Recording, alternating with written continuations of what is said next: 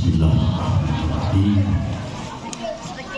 Alhamdulillahirabbil alamin. Wa bihi nasta'in 'ala umuri dunya waddin. Assalatu wassalamu 'ala Muhammadin wa 'ala alihi wa sahbihi ajma'in. Alhamdulillah.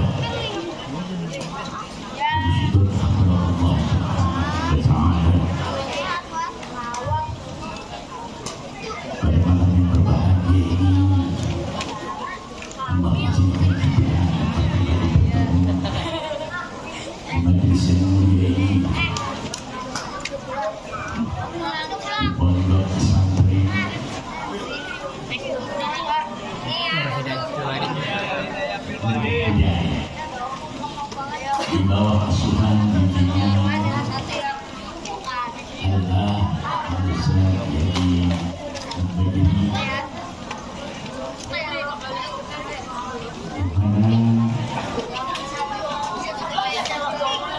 untuk kesekian kalinya kita hadir dalam suasana yang berbeda tahun demi tahun. Bertambah kenikmatan kita menghadiri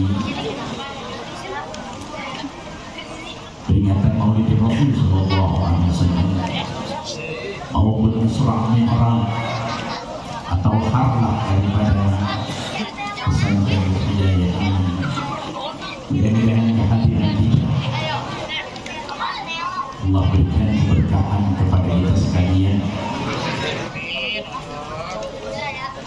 Saatnya kita keluar dari tempat ini, mudah-mudahan Allah maafkan segala kesalahan kita, Allah ampuni dosa-dosa kita, berkah pertemuan kita sesama umat Nabi Muhammad SAW.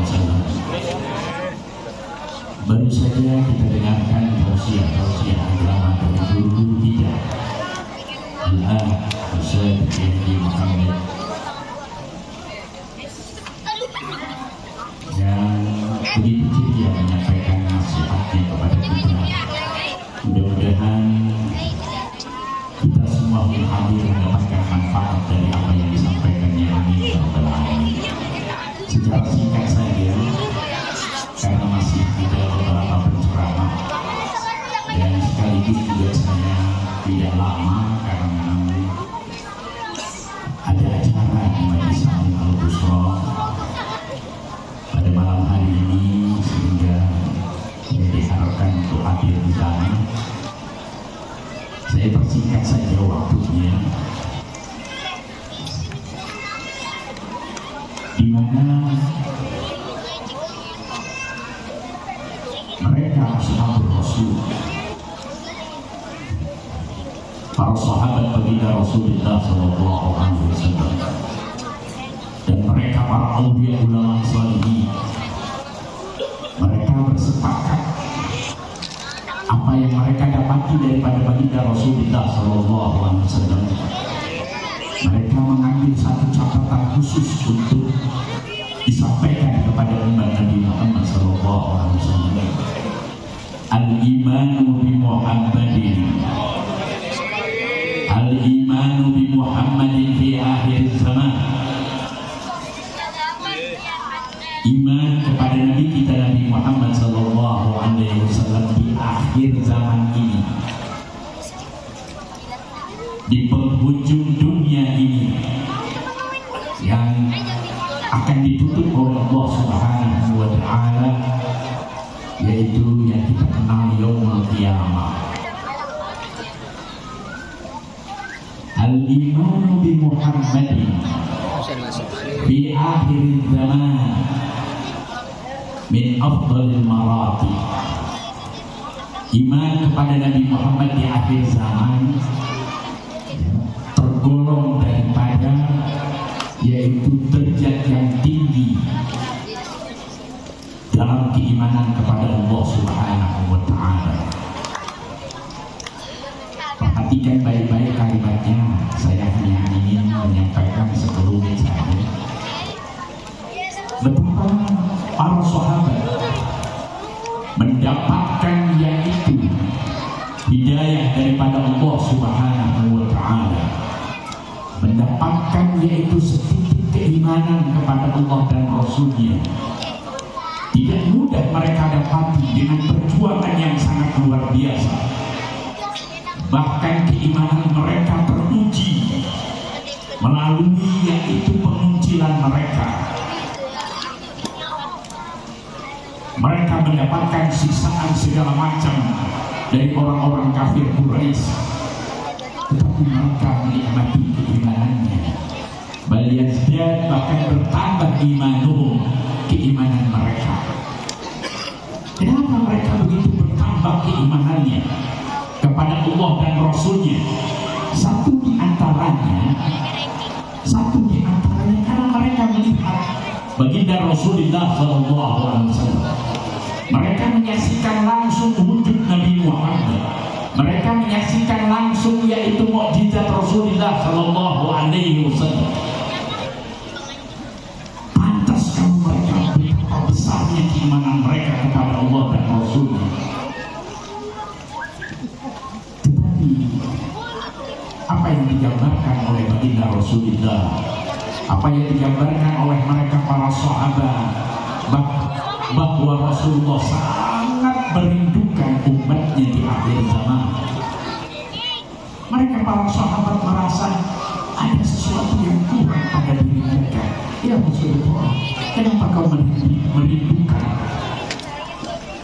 yaitu umatmu di akhir zaman nanti? Kata Rasulullah SAW, betapa tidak, mereka tidak pernah berjumpa dengan aku, mereka tidak melihat mukjizatku, tapi mereka beriman kepada aku sangat luar biasa. Ini sehingga orang-orang orientalis, orang-orang yang memang berseberangan dengan kita, orang-orang yang beriman kepada Allah, menganggap kita ini orang-orang gila. Suatu hal yang aneh katanya. Umat Nabi Muhammad belum pernah berjumpa dengan Rasulullah, belum pernah melihat mukjizat Rasulullah. Tapi ketika diadakan peringatan Maulid Rasul, ketika diperingati yaitu Isra wal Mi'raj Rasul, sekaligus bagaimana pada saat ini sekaligus kita yaitu ulang tahun daripada pesantren kita ini. Masya Allah, yang disebut adalah Nabi Muhammad SAW. Kita membaca riwayat Maulid Rasulullah, bertambah kecintaan kepada baginda Rasulullah SAW, sehingga mereka orang kafir bingung melihat umat Nabi Muhammad, belum pernah melihat nabinya, belum pernah melihat mukjizatnya, tapi kecintaannya kepada baginda Rasulullah SAW begitu luar biasanya. Itulah yang dirindukan oleh baginda Rasulullah SAW.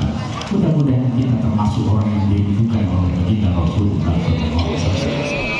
Pertanyaannya, pantas tidak kita mendapatkan yaitu kerinduan daripada Rasulullah SAW? Sehingga Allah memuji kita di dalam firman-Nya, kuntum khairu ummatin ukhrijat lin-nas. Kalian adalah sebaik-baik umat yang dilahirkan daripada bangsa manusia. Cuma introspeksi diri, pantas nggak kita mendapatkan pujian daripada Allah, kuntum khairu ummatin ukhrijat lin-nas.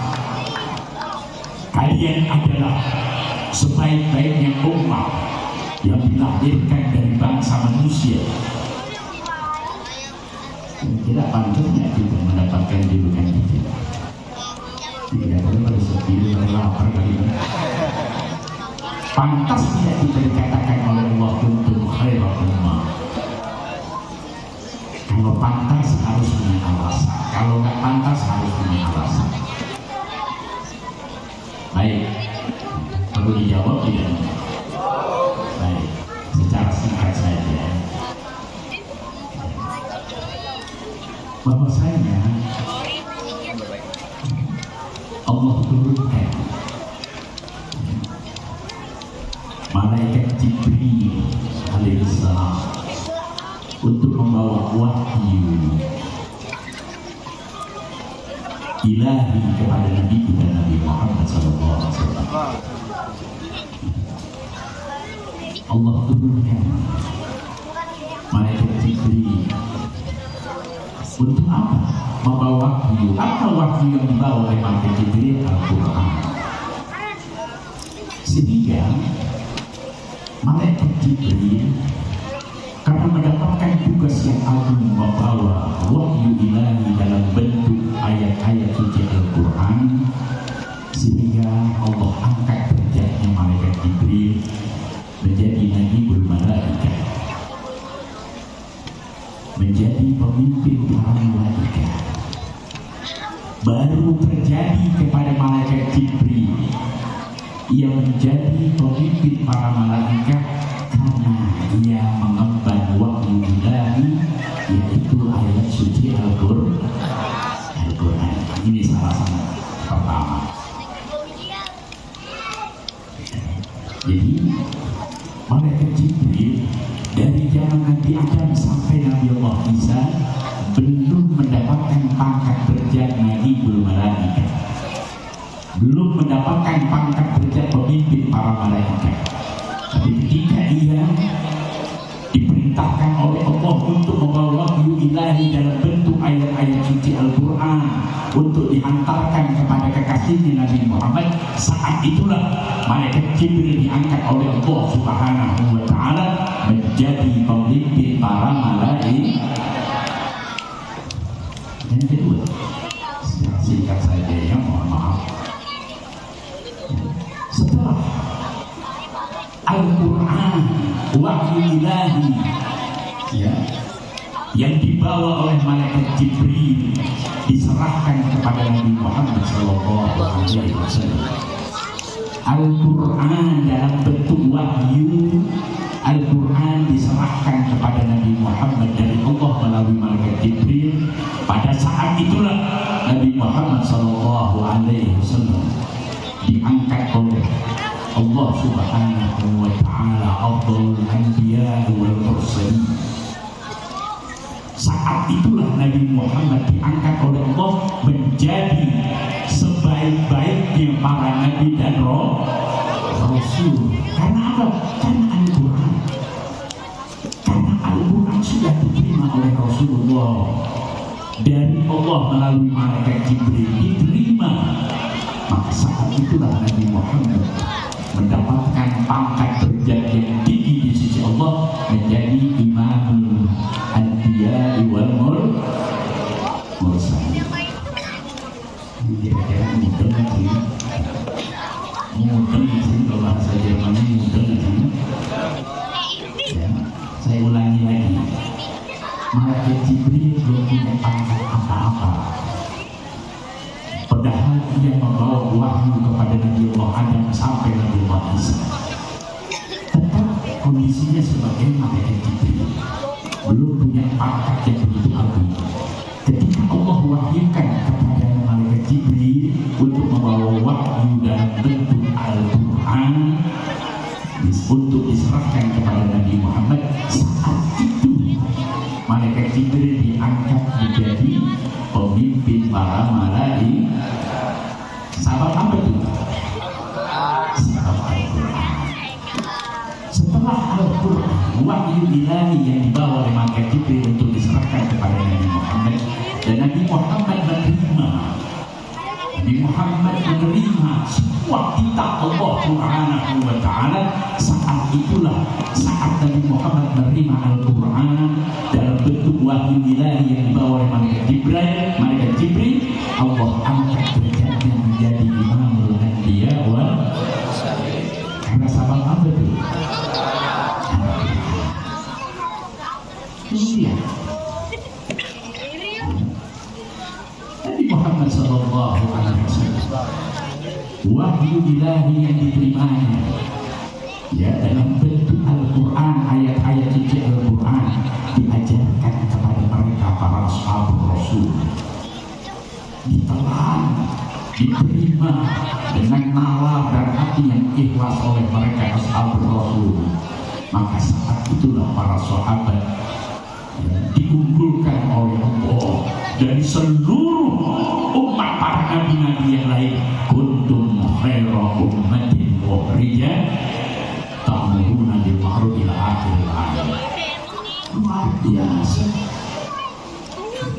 Sahabat baru saja mendengarkan ayat-ayat suci Al-Quran dan dijelaskan oleh Nabi Muhammad sehingga mereka terima satu kalimat demi kalimat, satu huruf demi huruf diterangkan oleh Rasulullah, kemudian diterima oleh mereka para ashabul Rasul dengan keikhlasannya.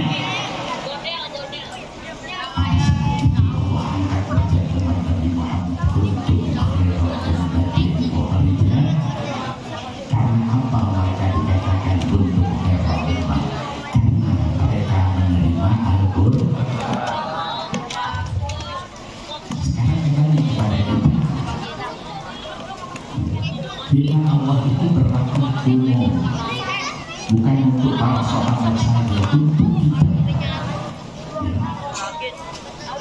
Ini Al-Quran bukan sebatas sampai, ya, sampai dalam sahabat, tapi juga sampai yaumul kiamat. Cuma permasalahannya, layak tidak kita menjadi orang yang disebut oleh Allah kuntum khaira ummah. Sudahkah Anda menerima Al-Quran? Sudah belum menerima Al-Quran? Gimana cara menerimanya? Yo, menerima kalau diterangin. Kita baca Al-Quran sekali. Al-Quran dibaca setahun. Ketika bulan puasa aja baru kita mau buka lagi Al-Quran. Adakah tiap hari kita baca Al-Quran? Sekalipun kita baca, kita tak mengerti maknanya dan kita tak mau tahu. Karena baca Al-Quran itu pahalanya jadi 40 tahun. Bismillah. Kenapa sih gak mau mengambil pangkat mereka ashabul Rasul sehingga julukan itu Allah pertama kali ya diterima oleh mereka ashabul Rasul untuk khaira ummatin ukhrijat linnas. Karena apa? Karena mereka menerima Al-Quran dari lisan Rasulullah SAW sehingga mereka tahu semua apa yang tersurat dan yang tersirat di dalam Al-Quran, sehingga mereka menjadi orang-orang yang luar biasa imannya. Dia pernah menerima Al-Quran dari Rasulullah, dia pernah menerima apapun dari Rasulullah, dia pernah melihat mukjizat Rasulullah, tetapi kita masih beriman kepada Allah dan Rasulnya. Ini luar biasa. Makanya tadi dikatakan min afdhalil maratib, bahwasanya keimanan kamu kepada Nabi Muhammad, al-imanu bi Muhammadin fi akhir zaman min afdhalil maratib, tergolong dari pangkat derajat yang tinggi di sisi Allah. Tanpa melihat Rasulullah, tanpa melihat yaitu mukjizat Rasulullah, kita percaya kepada Rasulullah SAW, kita beriman kepada Rasulullah, kita masih menjalankan apapun titah daripada Rasulullah SAW. Inilah pangkat kita Nabi Muhammad di akhir zaman. Mudah-mudahan pangkat ini tidak kandas, tidak lebur begitu saja. Khawatir, Al-Fatih sangat khawatir kalau ada orang berbicara untuk memilih para pemimpin. Terserah mau pemimpin yang mana, hati-hati. Ya Allah, ini kalau dijelaskan panjang, mohon maaf, pilihlah yang bertakwa kepada Allah, pilihlah yang beriman kepada Allah, pilihlah yang terbaik di antara yang akan dipilih. Siapa yang terbaik, siapa yang paling takut kepada Allah. Inilah tuntunan syariat agama. Enggak boleh terserah yang mana, yang penting kita bisa makan. Enggak bisa begitu memilih pemimpin. Hati-hati ya, jangan sampai kita mendapatkan racun yang berbahaya untuk memilih orang pemimpin. Tidak sadarkah Anda bahwa umat Islam di negeri kita ini sudah hancur lebur, orang-orang jadi pecah belah muallimnya, para kiainya, para habaibnya ada ke sana ke sini. Bagaimana dengan kita umat mau kemana? Ya Allah, ini kan umat Nabi Muhammad yang kata-katakan untuk khairu ummatin ukhrijat linnas. Pantaskah kita masih mengaku sebagai umat Nabi Muhammad? Oleh karena itu mohon maaf, berbijaklah Anda, karena setiap apapun yang Anda pilih akan dipertanggungjawabkan kepada Allah dan Rasulnya. Jangan sampai ya hanya persoalan pemimpin saja kalian akan masuk neraka jahanam karena salah memilih pemimpin.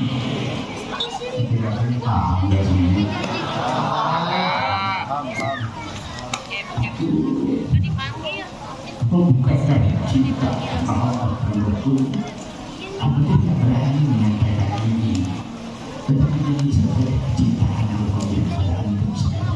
Tapi ini kalau kita selamat di mata Allah, selamat di mata Rasulullah, dan antum juga harus selamat di mata Allah dan Rasulnya. Oleh karena itu selamatkan anak kandung kita, anak kandung bangsa kita, jangan sampai imannya tercecer. Berbanggalah kita karena sudah mendapat untuk Eropa. Tinggal permasalahannya, sudahkah kita menerima Al-Quran sebagai imam kita? Kalau memang Al-Quran jadi imam kita, sekarang banyak sekali di